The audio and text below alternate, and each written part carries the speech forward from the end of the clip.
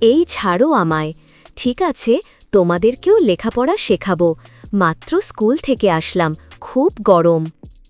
আচ্ছা চলো, তোমাদের লেখাপড়া শেখাই। আমাকে ওঠাতে হবে না, একা উঠতে পারবো। আরে পড়ে যাব তো। টমি, টিকলি, পিকলি, দেখো এখানে তোমাদের কথা বলা আছে।